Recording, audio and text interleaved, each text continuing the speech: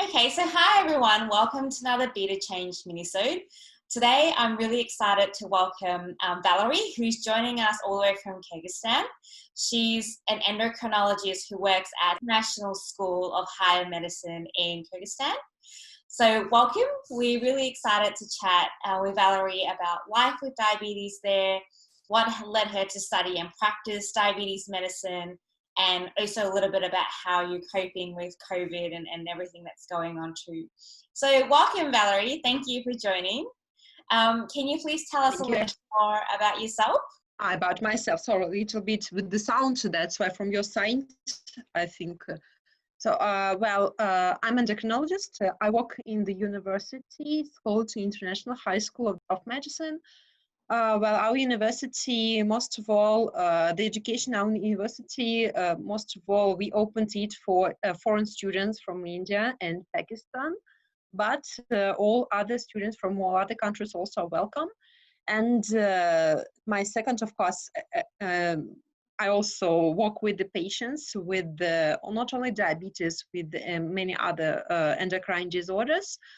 And so I compare two professions as a doctor who works with the patients and as a teacher in the university. And I have the practice from at least 10 years.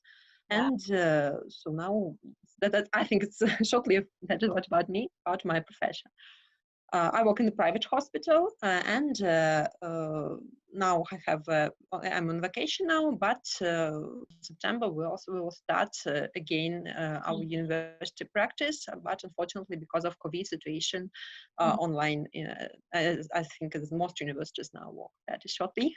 Yeah. So. Yeah, absolutely. So you're joining us and you're on summer vacation. Is that right? Yeah. Oh wow, that's so good. So we're currently in winter, hence the jacket. Yeah.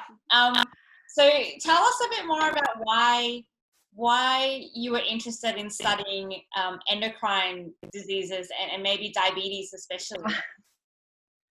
I'm interested in endocrinology. I don't know.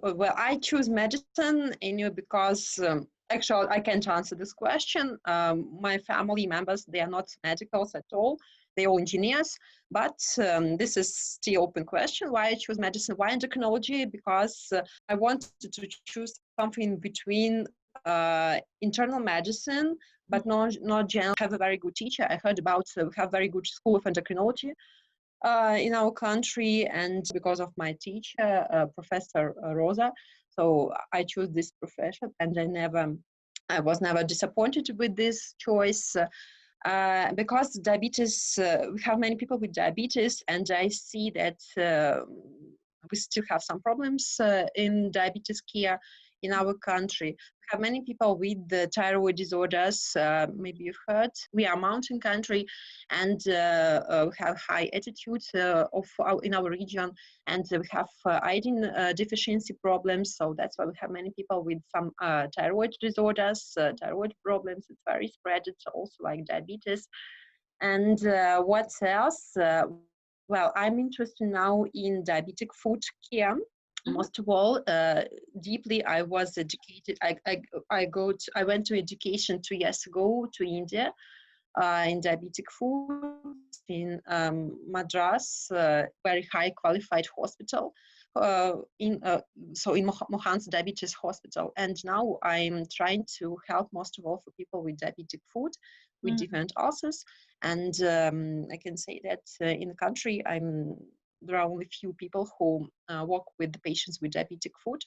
So I'm one of them. I try to educate, plus to this, I also try to educate other doctors. I work in the sphere with education, not only students, but also the doctors. And of course, most of all doctors, I educate doctors in diabetology, most of all also diabetic food care. So I'm interested in this because it is this specialization between a little bit surgery and a little bit internal medicine. So that's why I use this profession. So that's shortly. Okay. Very different to what your whole family is doing. Like you're saying, your whole family, most of them are in engineering. How did they take it? Like, it's Oh, very yes. different. Or sometimes the first time it was they didn't want me to go there to medicine, but anyway, I was so they say that I was a little bit maybe stupid to do this, but now they agree. They say it's very good that you go to medicine. Yes. Great. I'm glad that they came around. And it sounds like you've got a really nice, well-rounded job where you get to educate sort of, students who are going to be future healthcare professionals, but also educate patients as well, and it gives a very nice mix of that job as well. And I thought it was Yeah. really interesting that, living in high altitude, you see a lot more iodine problems. I didn't even think of that. Like, that's a really interesting thing to find. So, yeah, cool. Yes, we have. Well, I can say that we had these problems, but we have now a good iodination of salt. Of course, this problem is not so sharp like maybe 20 or 15 years ago. But anyway, still, we have spheres where we need to work at what we need to work. Yeah, and it's interesting because in Australia as well, we have a lot of issues with iodine problems as well. So we're seeing a few thyroid problems. And so we always encourage sort of, if you're going to use salt, make sure you use the iodized salt, and sort of trying to look at different ways of incorporating that in our food sources as well. So I think that's interesting to have that overlap too. Yeah, the same here, really. Yeah. Oh, excellent. So you mentioned that, diabetes care is very different, and you're learning a lot about diabetic foot disorders now and sort of helping to lead that in Kyrgyzstan. Can you tell us more about what diabetes care is like there? Like, how do people have enough access to insulin and test strips, or, how does the whole system work there? How system work? We have a diabetological center, endocrinological center. The chief of the all, on the top of the all endocrine systems. So this center coordinates the work of the all endocrinologists in the country. Because we have a not very high population compared with the other countries, nearly 6 million people. And so that's why we have nearly 200 endocrinologists in all republic. We don't separate our endocrinologists like only diabetologist or only thyroidologist, for example. No, it's these doctors, they work in with all endocrine disorders.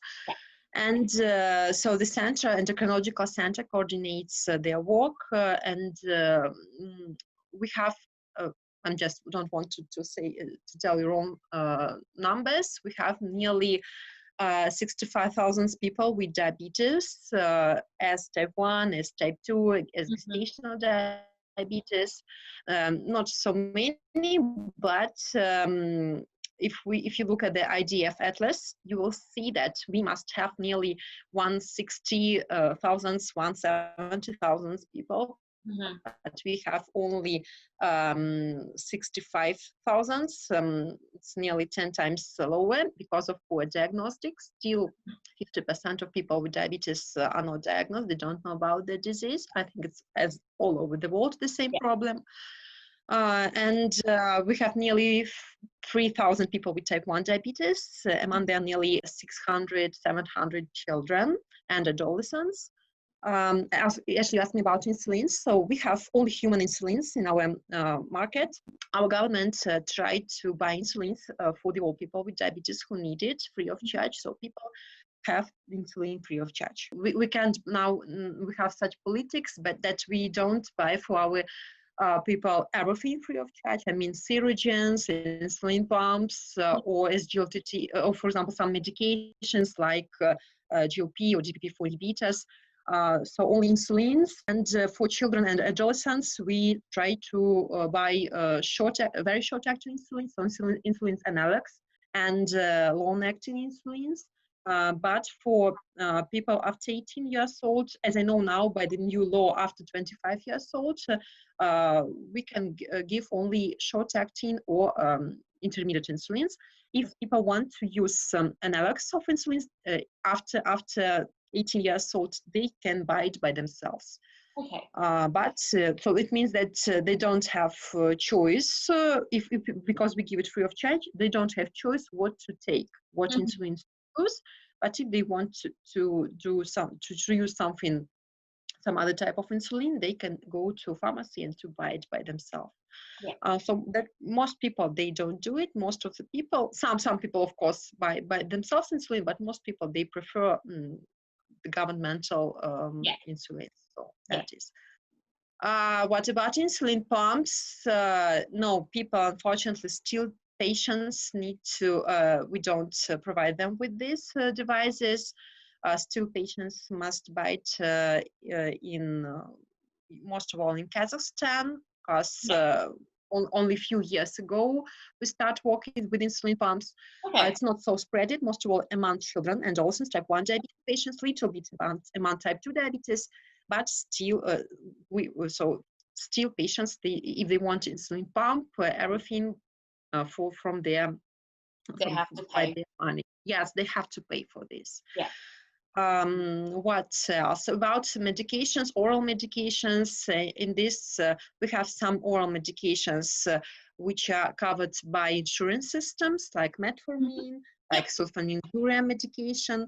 Mhm. Not all free, but covered by insurance Yeah. systems. Some medications also not covered. DPP-4 inhibitors, alpha-glucosidase inhibitors not covered. Mhm.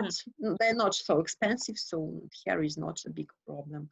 Okay. And well, no, for most patients, of course, um, such devices like continuous glucose monitoring systems, Yeah. they are not registered, but some patients, they try to find them in Kazakhstan, also in closed cartridge to us. That is Yeah. how it works.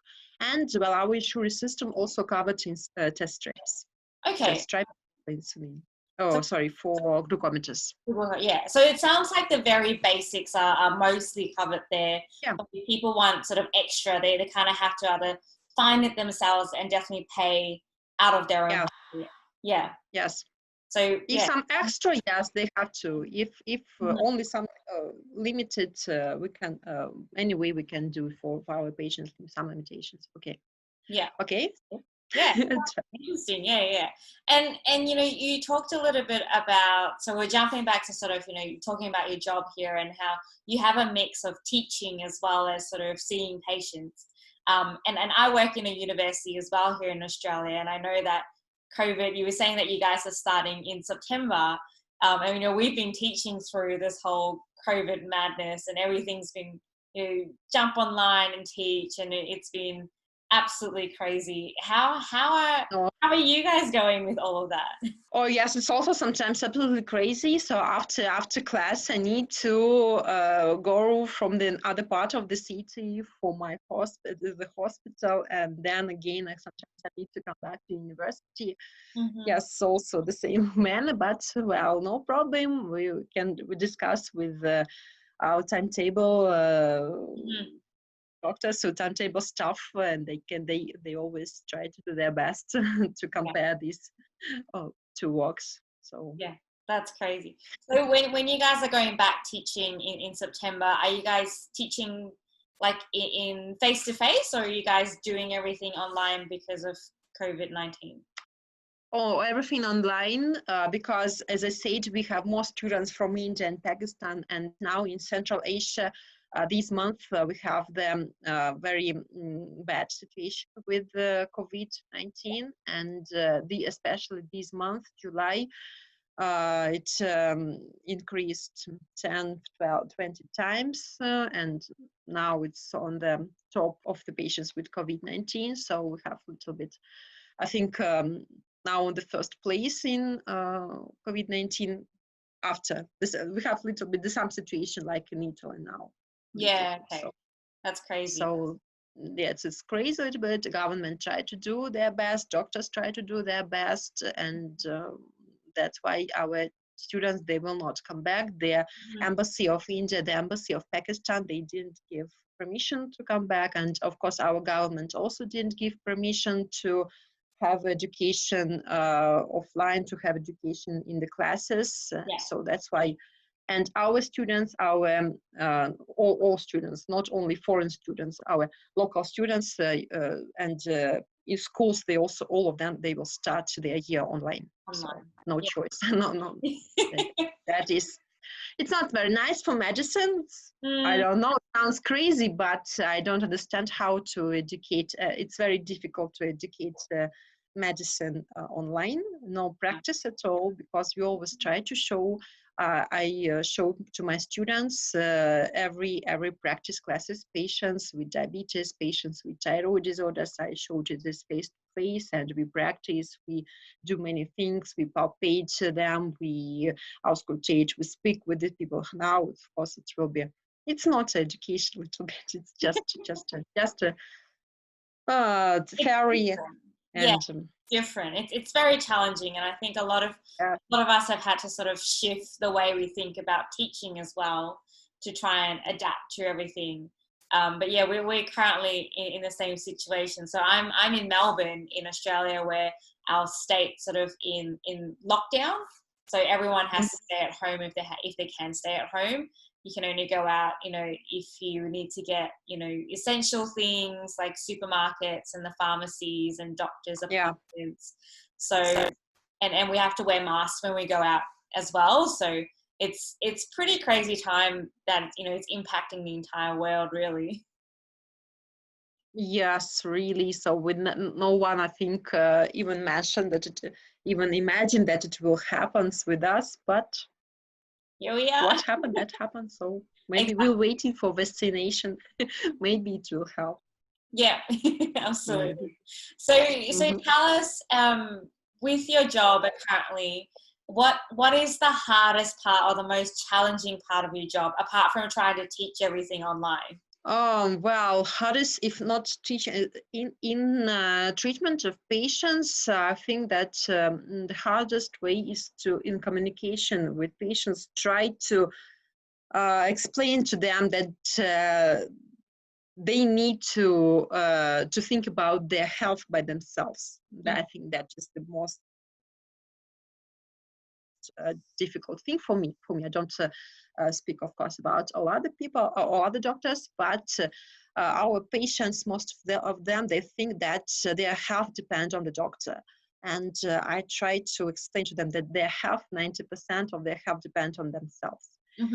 And so that is the big problem, because we do our best. We prescribe medications, we explain diet, we explain exercises, we explain healthy lifestyle, and I try to explain that it is 60-70% of success for the people, especially with diabetes. It's their lifestyle, not me.